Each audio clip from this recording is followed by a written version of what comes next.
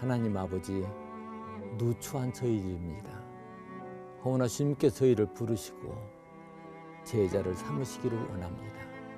오늘도 첫 시간을 주님께 드리오니 주님 여기 오셔서 저희들에게 말씀하시고 저희들을 깨우시고 새 힘을 공급하여 주셔서 참으로 어두운 이 땅에서 빛으로 소금으로 살게 하시고 많은 사람들에게 사랑의 사람으로 그리스도의 사람으로 부끄러움 없는 삶을 살도록 도우시며 인도하여 주옵소서. 우리 주 예수님의 이름으로 기도합니다. 아멘.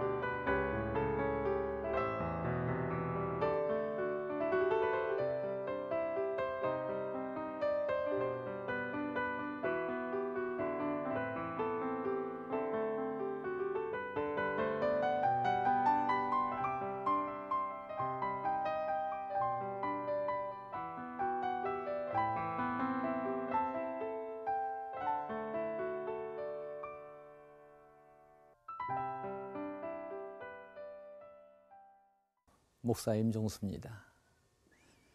사순절 넷째 주간 셋째 날이네요.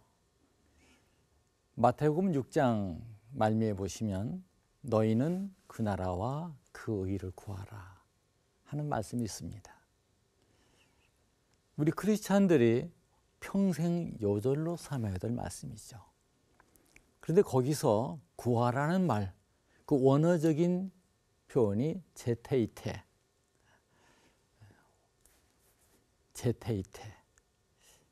이게 무슨 말이냐? 다른 기도와는 좀 다릅니다. 하늘에서 뚝 떨어지는 그 나라와 그 의를 그냥 차지하는 그런 기도가 아니라 그 나라와 그 의를 유하여서 너희가 나아가라. 어떤 대상에게 구하는 것이 아니라 스스로 이루어 가야 될 것을 요구하는 말씀이기도 합니다. 그래서 영문 성경을 보면 대개는 추구한다는 의미의 seek라는 단어를 쓰고 있습니다.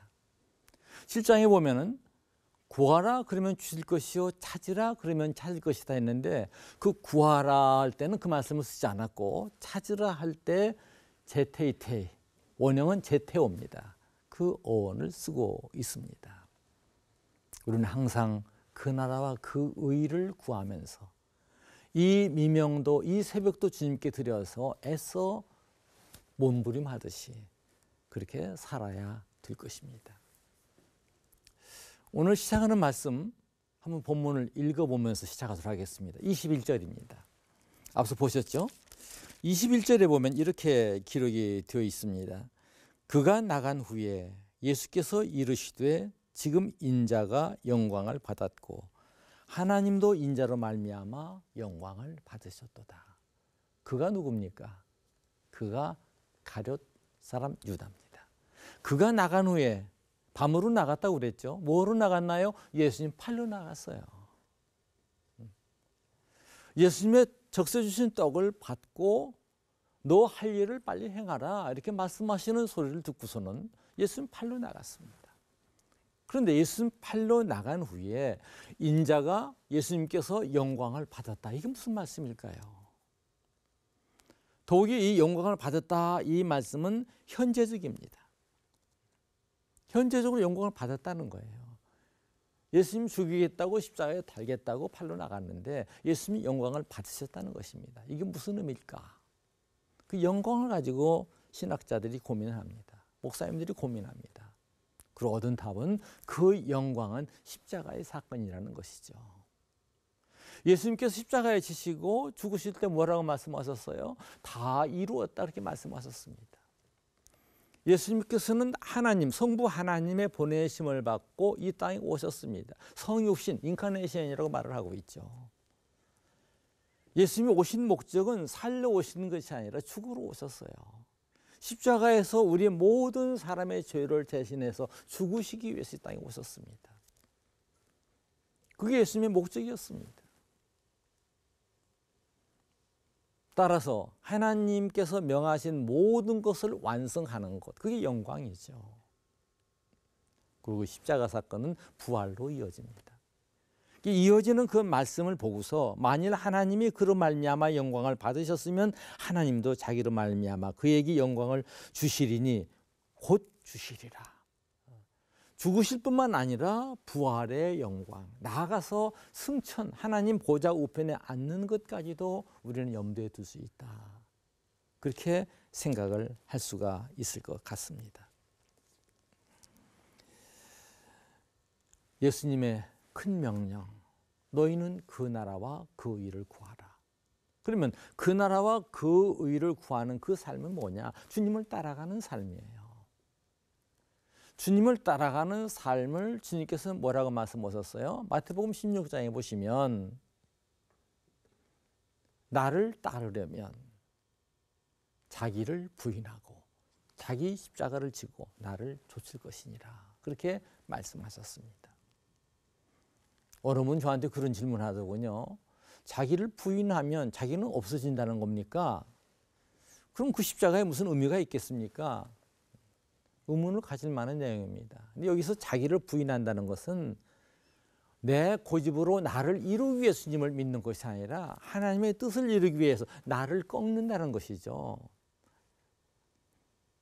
내 생각, 내 가치관을 포기하고 주님께서 기뻐하시는 그 뜻을 쫓아 사는 자들이 바로 그리스도인들이다 하는 그런 얘기인 것입니다. 오늘 나의 신앙은 어떤가요? 오늘 우리의 신앙은 어떤가요?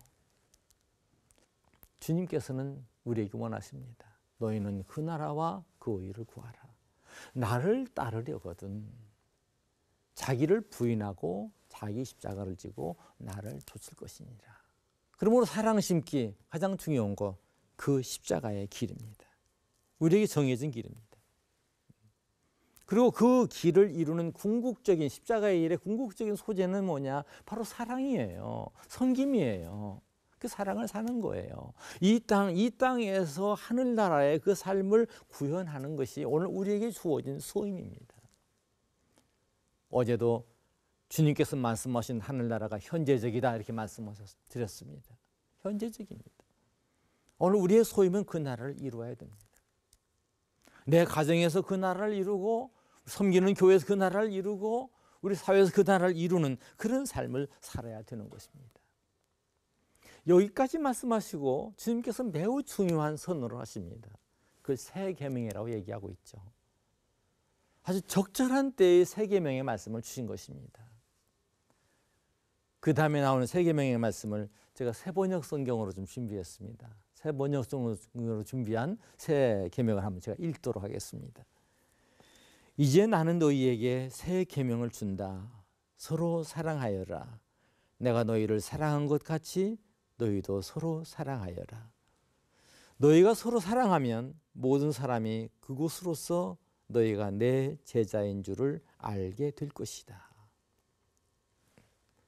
맞습니다. 제자는 서로의 발을 씻어주는 자들이고 제자는 서로 사랑하는 자들입니다. 예수님의 사랑을 배우는 것입니다. 예수님께서는 뭐라고 했습니까? 서로 사랑하라. 어떻게 사랑해라? 자기를 스스로 사랑은 내 몸과 같이 다른 사람을 사랑해라. 도산 안청현 선생의 좌우명은 에기에타였습니다. 나를 사랑하는 것처럼 다른 사람을 사랑해라. 그런데 주님의 사랑은 여기에서 그치지 않아요. 뭐라고 말씀하셨나요? 내가 너희를 사랑한 것 같이. 충격적이죠. 우리가 너무도 따라가기 힘든, 어제 얘기했던 소서평, 엘리자벳 요한나 쇠핑, 그 사람은 그런 삶을 살았습니다. 거기까지가 주님의 사랑입니다. 우리는 그런 삶을 살아야 됩니다. 나아가서 원수까지도 사랑하는. 그런데 이게 쉽지 않습니다. 참 어렵습니다. 그러므로 오늘 본문에도 보면 말씀하고 있어요. 제가 한 구절 또 보겠습니다. 33절에 보시면 작은 자들아 내가 아직 잠시 너희와 함께 있겠노라. 너희가 나를 찾을 것이나 일찍이 내가 유대인들에게 너희는 내가 가는 곳에 올 수 없다 말한 것과 같이 지금 너희에게도 이르노라.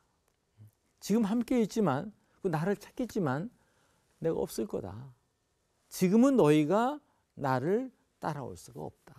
여기서 끝나지는 않아요. 오늘 본문 더 벗어난 얘기입니다만은 베드로에게 그런 말씀도 하십니다. 지금은 따라올 수 없으나 후에는 따라오리라. 이렇게 말씀하고 있습니다. 오늘 내가 그런 삶을 살지 못해 주저앉지 마십시오. 그런 베드로에게도 그런 제자들에게도 주님께서는 희망의 말씀을 하셨습니다. 오늘 따라올 수 없으나 나중에는 할 수 있다. 쉽진 않아요. 이 나중이 언제일까요? 오순절 성령이 강림하시고 성령의 도우심을 입는, 그러므로 참된 크리스찬은 바로 성령의 사람이어야 되는 것이죠. 사랑보다 미움을 앞설 때가 얼마나 많습니까? 저도 마찬가지입니다. 한 번은 너무도 미운 사람이 있었어요. 용서가 되지 않는 거예요. 그래서 성경 말씀 뭐라고 되어 있어요? 누구를 미워하고 용서하지 않냐고 화해하지 않냐면 내가 내 기도 듣지 않아. 내 입에 받을 수가 없어. 그런 의미의 말씀이 있습니다. 산상수훈에 나오는 말씀이죠. 괴로움 가운데서 엎드려 기도했습니다. 제 기도는 나에게 사랑을 주세요 그거 아니었어요. 아버지, 나 도대체 그 사람 용서 못하겠습니다. 내 마음에 미움이 가스지질 않습니다. 도대체 용서 못하겠습니다. 용서 못하겠습니다. 따졌어요, 주님께요. 주님은 다 용서하셨어요. 그러니 주님께 그러시는 것 같더라고요. 나는 옆구리에 창을 박는 얘기 저들이 몰라서 그런다. 죄송합니다. 전 또 따졌습니다. 그런데요, 주님께서 빌라도에게 뭐라고 말씀하셨죠?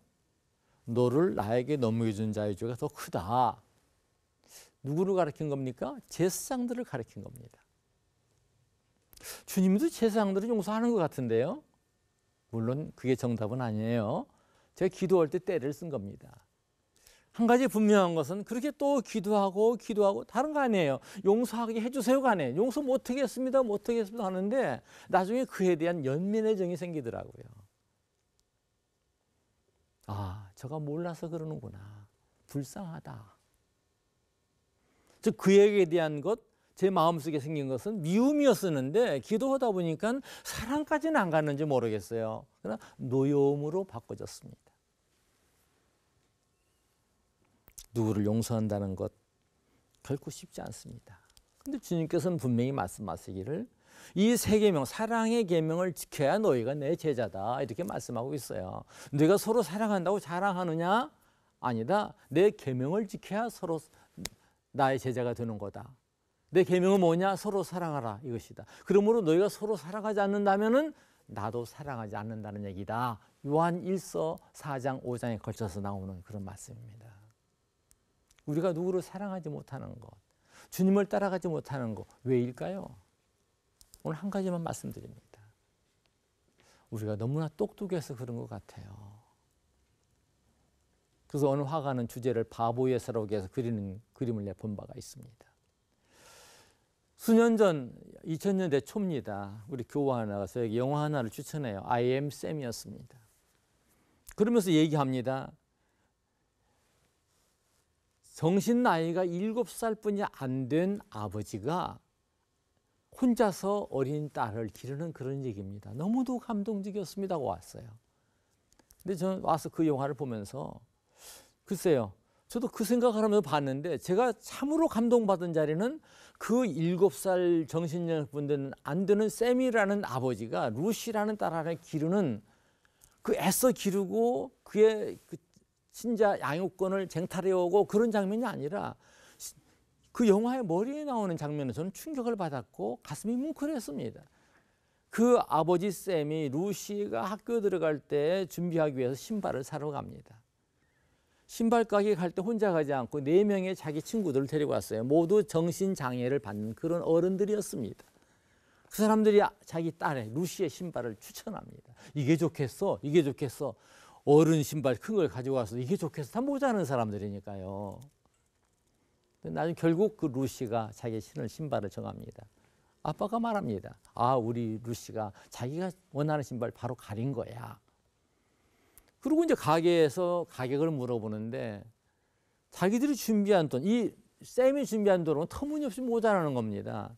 쌤은 사정을 해요. 내가 지난 주간 뭐 해서 요즘식으로만 알바지요. 제대로 못해서 내가 지금 가족이 있는 것이 6불 얼마뿐이 안 됩니다. 이 16불 그 금액을 다 낼 수가 없습니다. 통할 리가 없죠. 근데 그 옆에 있던 그 아버지의 친구들, 모자라는 사람들, 정신장애자들, 그들이 나섭니다. 아, 나 여기 3불 있어. 나 4불 있어. 나 1불 50센트 있어. 내놓는 겁니다. 그 가게 주인은, 가게 그 점원은 그 금액이 신발 가격에 미쳤나 안 미쳤나 생각할 겨를 없이 당황해가지고 됐어요 하고 신발을 싸줍니다. 마지막 장면은 그에게, 그 아이에게 풍선을 주니까 우리에게도 주는 거지요. 어른 5명하고 아이 하나 오고 풍선을 들고 길을 건너가는 걸로 끝납니다. 가슴이 뭉클했습니다. 정신이 모자란다고 하는, 정신장애자라고 하는, 어쩌면 세상 사람들이 바보라고 일컫는 저들은 친구의 딸의 신발을 위해서 자기 것을 그냥 도네이션 할 수가 있는데 왜 우리는 그걸 못하는가? 많은 사람들이 그런 삶을 살지 못하는가? 너무나 똑똑해서가 아닌가? 그런 생각이 듭니다. 오늘 내가 못한다고 그러나 체념하지 마십시오. 정신장애가 돼서가 아니라 성령님께서 나에게 새 힘을 공급하시면, 그 마음을 심어주시면 우리가 그런 삶을 살 수 있습니다. 이 아침에도 성령님의 도우심을 구하시고 주 안에서 그런 십자가의 길, 주님께서 열어놓으신 그 길, 새롭고 산 길, 그 길 위에서 우리 모두 만났으면 좋겠습니다. 참 좋겠습니다. 기도합니다. 하나님 아버지, 주님께서는 사랑 심기, 그 절박한 순간에 제자들의 발을 씻어주셨고, 그렇게 사랑을 심기에 애쓰셨고, 가룟 유다까지도 애타는 심정으로 부르고 또 부르셨습니다. 기회를 주셨습니다. 그 주님께서 오늘 우리를 부르시고 오늘도 저희에게 새 계명을 허락하시며 사랑의 삶을 살아라. 서로 사랑해라. 자기를 사랑하는 것처럼 다른 사람도 사랑해 주어라. 내가 너희를 사랑한 것처럼 너희도 그렇게 사랑을 베푸는 섬김의 삶을 살아라. 그렇게 말씀하십니다. 한음수도 부족한 저희들에게 그렇게 말씀하셨습니다. 아버지, 저희가 못 이룬다고 체념하기 전에 주님의 도우심을 구하는 자 되게 하시고 성령님 충만히 임재하셔서 그 사명을 감당하여 십자가의 길 위에 서 있는 저희 모두가 되게 하옵소서. 오늘 생활 속에서 그 십자가의 길을 가도록 저희를 도와주옵소서. 참으로 저희를 지켜보는 모든 이들에게 살아계시는 하나님의 증거를 보여주고, 과연 저가 믿는 예수는 살아계시도다, 그런 걸 보여줄 수 있는 저희 모두가 되게 하옵소서. 이 하루를 우리 주님께 의탁하오며 예수님의 이름으로 기도합니다. 아멘.